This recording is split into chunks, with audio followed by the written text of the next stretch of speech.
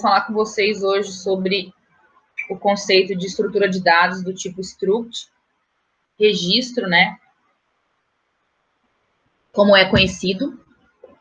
No livro Treinamento em Linguagem C++, módulo 1, segunda edição, lá no último capítulo do livro, capítulo 7, fala sobre os novos tipos com struct e outros tipos de estrutura de dados, tá?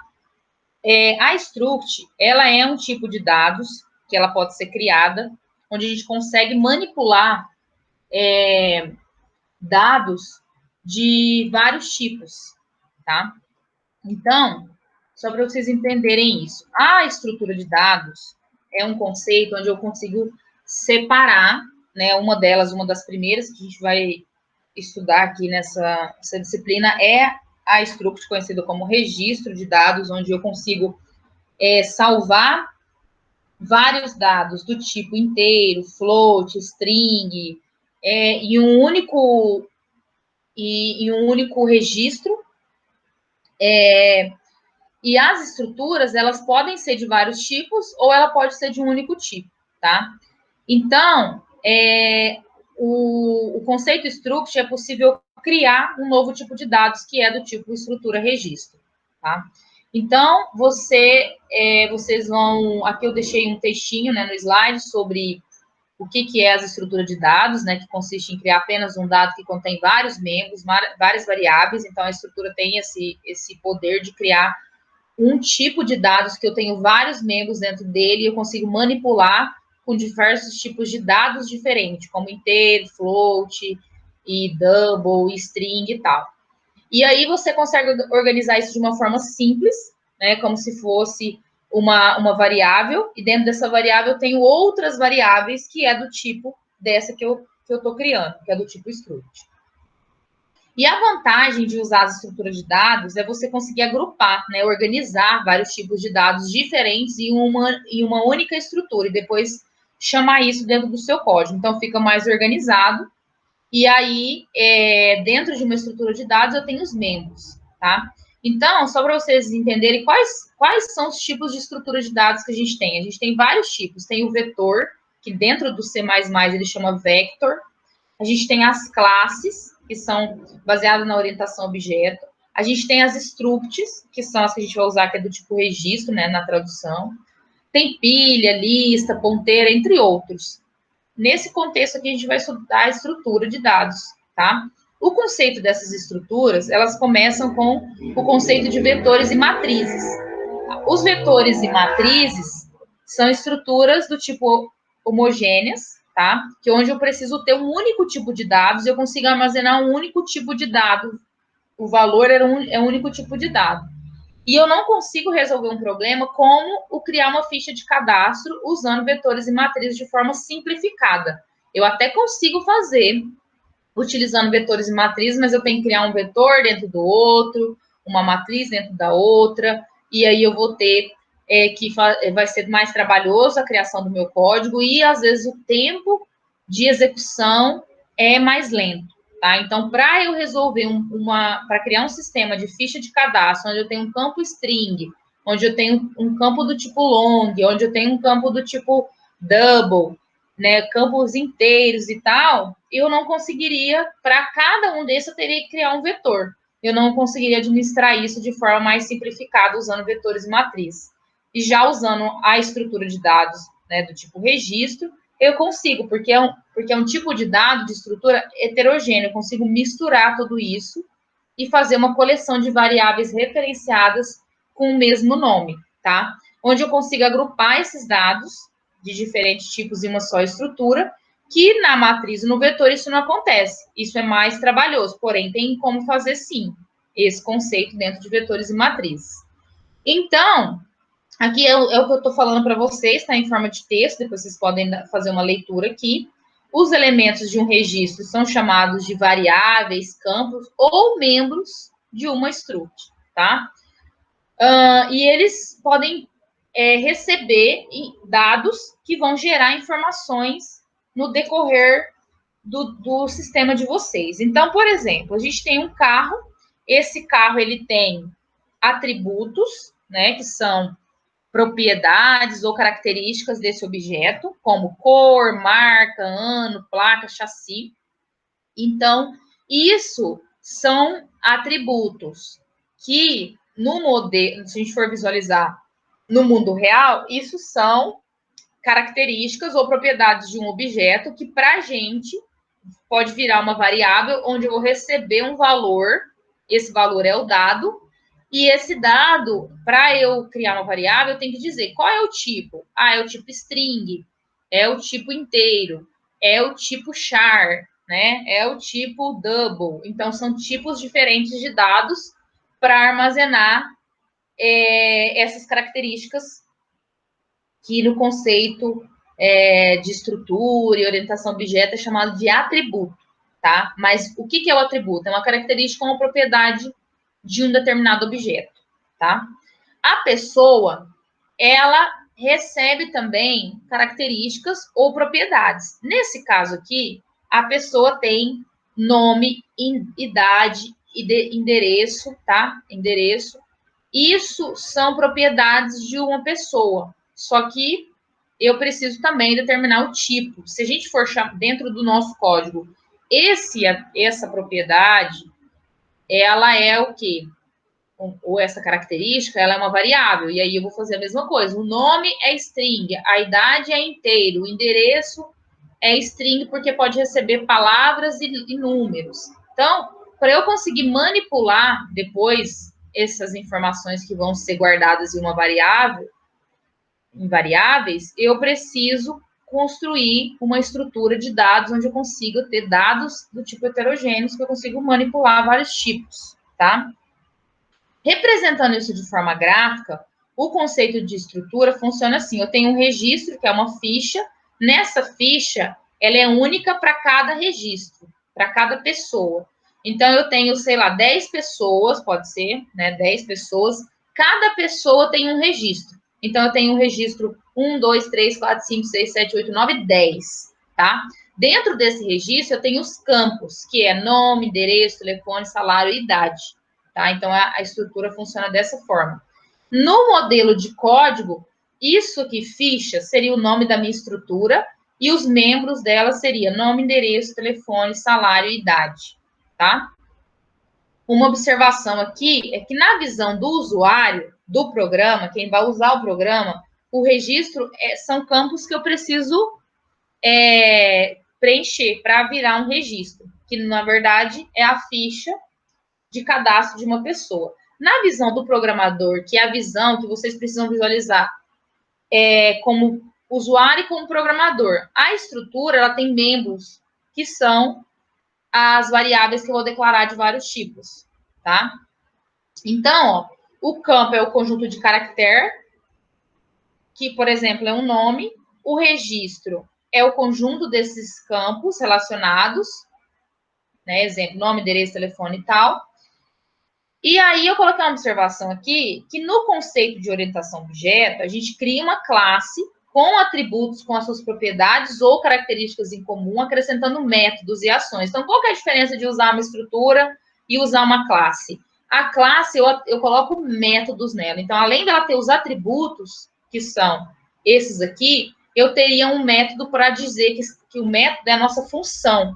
Então, a classe é uma mistura de estrutura, né, de um registro com as funções. Na struct, que é uma estrutura de dados do tipo struct, eu só tenho membros de uma estrutura. No conceito de classe, eu tenho os membros de uma estrutura, né, que são os atributos, na verdade a gente não chama de membros, a gente chama de atributos, e eu tenho os métodos, que na verdade são as funções disso. É uma mistura, então a diferença das duas é essa. E no momento a gente está usando estrutura, tá? Não confundam classe com estrutura. E então, na estrutura, eu criei aqui um modelo de como ela funciona, como ela é declarada no código, e aqui a explicação disso. Então, aqui eu sempre vou usar a palavra struct e o nome dela. Se a gente estiver criando uma estrutura que é aquela ficha, então aqui seria ficha. E aqui, aquelas variáveis lá que, na verdade, são os membros dessa estrutura.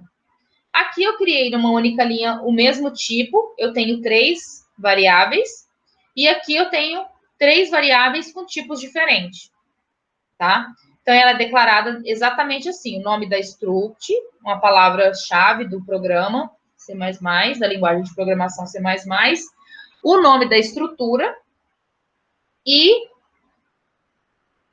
as minhas variáveis dentro da chave com ponto e vírgula no final, tá? E aí, para criar essa estrutura, então, você tem que utilizar essa palavra. Então, isso que eu acabei de falar, que eu escrevi aqui, ó. Utiliza a palavra reservada, deve ser criada antes de qualquer função, inclusive da função principal. Deve determinar um nome, nesse caso, esse aqui é venda, esse aqui é data. Listar os membros do tipo de dados, a cada um separados por ponto e vírgula. Então, aqui, se for um único tipo e 3 variáveis, separado por vírgula, ponto e vírgula. Se for vários tipos diferentes e variáveis diferentes, separado por ponto e vírgula, tá? O exemplo é aquele ali. E aqui, ó, eu tenho um exemplo de aplicação da utilização dos membros de uma struct. Então, como que eu faço? Eu criei a estrutura venda, né? Ela foi criada aqui em cima, o nome dela é venda, e eu quero usar ela 2 vezes. Então, eu vou chamar ela de venda A e venda B, tá? Então, eu quero usar 2 vezes. Eu já deixei determinado na minha declaração que eu quero usar 2 vezes, A e B. E aí, eu chamo ela aqui. Estrutura, chamo a venda e falo que eu quero usar uma vez, 2 vezes. Então, eu tenho que declarar variáveis. Então, essa variável venda A é do tipo venda. Venda B é do tipo venda. E eu vou conseguir acessar os membros da estrutura porque eu declarei 2 variáveis que eu quero utilizar, o que está dentro de venda. Então, aqui em venda A, eu chamei o quê? Quantidade, preço e nome. Em venda B, eu também chamei quantidade, preço e nome. Mas por que eu consigo chamar? Porque eu declarei a variável A, venda A e venda B do tipo venda. Então, eu consigo acessar quantidade, preço e nome, certo? Então, é assim que eu consigo chamar. E aí, eu tenho também outra coisa que eu posso usar, são os vetores dentro da estrutura. Dentro dessa estrutura, registro, eu posso declarar estrutura, o nome dela, e chamar uma variável, turma do tipo aluno, e essa minha variável é do tipo vetor com 20 posições, tá? E aí, uma coisa que eu tenho que observar é que os vetores, eles têm limitações, né? Eles possuem um único tipo. Então, se eu quiser usar dentro da estrutura, eu tenho que fazer o seguinte. Por exemplo, aqui, ó, uma estrutura idades, do tipo inteiro, com 300 posições. Aqui eu dei um exemplo, tá? Porque como eu posso utilizar essa estrutura, para que ela serve, né? Então, se você quiser separar os nomes, depois vocês podem ler isso aqui com mais calma, como usar isso. E aí, eu vou mostrar o código para vocês aqui, como que isso funciona na prática em um sistema de cadastro de alunos. Aqui são observações que eu comentei, ó, sobre estrutura e classe, exemplos práticos onde pode ser utilizado, ó. As classes são utilizadas no Google, tá vendo?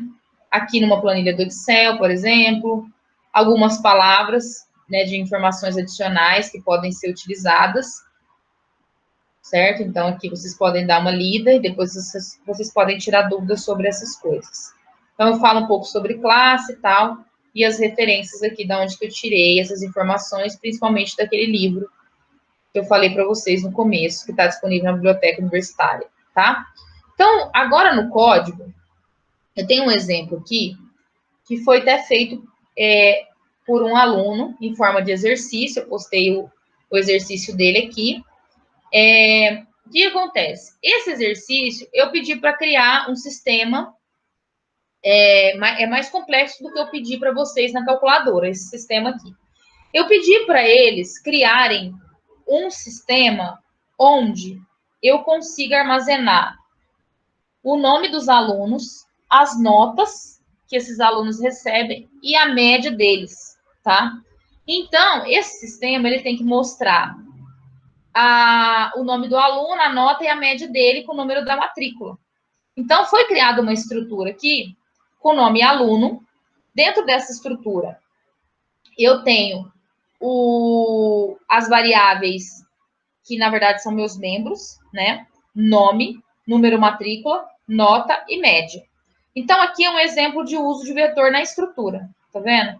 Então, eu declarei aqui um nome do tipo string, o número da matrícula do tipo inteiro, nota, que é um vetor do tipo float, e média do tipo float. Então, eu tenho 3 tipos de dados diferentes aqui, e eu estou usando um vetor. Essa nota, ela vai receber 3 valores, só que ela está dentro de uma estrutura. Como que eu vou utilizar isso na prática? Aí, para fazer esse programa, onde eu vou armazenar o nome do aluno, onde eu vou armazenar o número da matrícula, onde eu vou armazenar 3 notas para cada aluno e mais a média de cada aluno, tá? Foi criada uma variável do tipo inteiro. Essa variável é uma constante, na verdade, é uma constante, é um número que eu não vou mudar. Constantemente, ele vai valer 3. Número de notas, sempre 3, tá? Que é a nota do aluno. Sempre o aluno vai receber 3 notas. Não vai mudar, não tem como ele receber 2, ele vai receber sempre 3. Então, é uma variável não mutável. Então, constante, ela fica sempre assim. As que não são constantes, ela sempre pode ser, ela muda, né? Muda o valor. Aí aqui, esse número alunos é uma variável para guardar a quantidade de alunos. Então, isso aqui pode mudar. Eu posso iniciar o programa querendo colocar nota para 10 alunos, para 2 alunos, para 5 alunos. Isso é independente. Mas, uma coisa que não muda é o número de notas que cada aluno desse vai receber. Então, eu faço uma mensagem para o usuário falando, insira o número de alunos e guardo isso na variável aqui. Vou ler essa quantidade. De acordo com essa quantidade, é que vai mostrar a mensagem na tela para eu fazer esse armazenamento. Então, ó, aqui eu estou chamando a estrutura. Aqui, aluno é o nome da minha estrutura. Alunos é o nome da variável do tipo aluno. Então, essa aqui é uma variável que eu declarei no decorrer do texto. Pode observar que antes não tem esse alunos. Esse número de alunos é essa variável que eu estou lendo aqui. Então, olha a diferença. Naquele exemplo que eu mostrei para vocês, eu declarei a minha estrutura com 2 variáveis fixas, que foi venda A e venda B.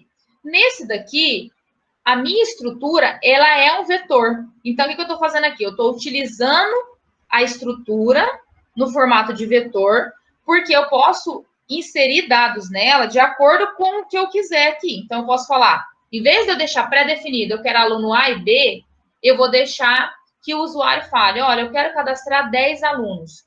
Então, esse código vai ser percorrido aqui 10 vezes para armazenar os dados de 10 alunos. Se eu falar que eu quero um aluno, uma vez só, 2 alunos, uma vez só.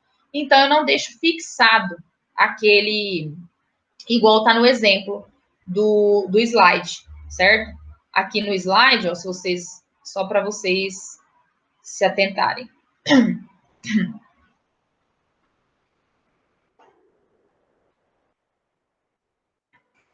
Vou voltar aqui no slide. Opa, desculpa.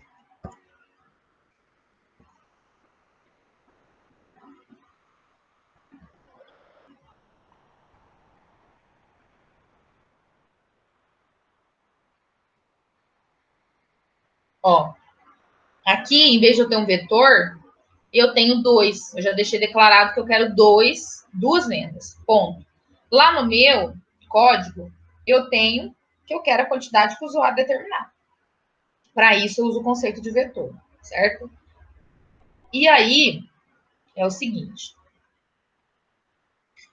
Aqui, ó, eu faço uma estrutura de repetição, certo? Que é um for, para fazer o seguinte. Aqui é o conceito básico, né? Inteiro, inicializa em 0. Esse i, ele vai, a condição aqui é pelo número que o usuário informou, tá? E vai incrementando, vai criar esse loop para guardar as informações digitadas pelo usuário. Então, o que acontece? Quando abrir aqui, se eu digitar 1, eu vou preencher uma vez. Se eu digitar 2, eu vou preencher 2 vezes. Se eu digitar 3, eu vou preencher 3 vezes. Então, aqui dentro ele vai pedir para inserir o nome. Aí, observa como que eu guardo isso. 1 mais 1. Esse i mais 1 é quando eu passo aqui, fica valendo 1, né? Por exemplo. Aí fica 1 mais 1. passo aqui, eu tenho 2. Aí ele vai ficar valendo 2 mais 1. Para fazer a contagem dos números. Esse i, que é o contador, ele vai vir aqui. Quando eu estou usando vetor. Ou seja, eu vou pegar minha variável do tipo aluno, que é essa que eu declarei aqui, e vou atribuindo a quantidade no i, que é quando eu entro no for. Esse ponto nome, ele vem da onde? Ele vem da minha estrutura. Onde que está isso? Aqui. Nome. Aí eu chamo aqui, ponto nome. Então, eu estou salvando o nome do aluno na posição i, que é a primeira posição, depois a segunda, a terceira, quantas posições eu tiver de acordo com o que foi digitado no começo do programa, certo? E a mesma coisa eu faço para o número de matrícula. E aí, quando eu for fazer nota, dentro da quantidade de alunos, eu vou ter um outro for, onde eu vou fazer o número de notas. O que é esse número de notas? É esse que está declarado aqui, 3 vezes. 3 vezes eu vou adicionar, então vai aparecer 3 vezes. Aí eu vou colocar, insira a nota. A nota 1, a nota 2, a nota 3. Certo? Então, aqui eu estou usando o conceito de matriz para calcular, para armazenar a nota do aluno. Depois eu vou calcular essa nota numa variável para guardar a somatória, que é essa variável que está aqui dentro, certo? Então, aqui um for dentro do outro é o conceito de matriz, ó, I e J. Por quê? Para cada aluno desse, eu tenho 3 notas. Então, aluno 1 recebe 3 notas, aluno 2 recebe 3 notas, aluno 3 recebe 3 notas. E aí, esse aluno 1, 2 e 3, 4, 5, a quantidade que for determinada lá no início do programa. Aí, faz-se a somatória, né, divide para fazer o cálculo da média. E esse cálculo é armazenado aonde? Aqui. Certo? Então, eu estou chamando média aqui. E para mostrar as informações, é necessário fazer um outro for para buscar as informações dentro dessa estrutura de repetição, desses vetores. Esses vetores aqui é nesse conceito, vai ficar tudo guardado aqui. E aí eu vou mostrar. Como que eu mostro? Eu chamo a variável aluno, chamo esse i, que eu fui guardando ali para mostrar as posições, mostro o número da matrícula e mostro as informações da média. E aí, essa opção aqui é aquela biblioteca IO Manip, para formatar as colunas e linhas, tá?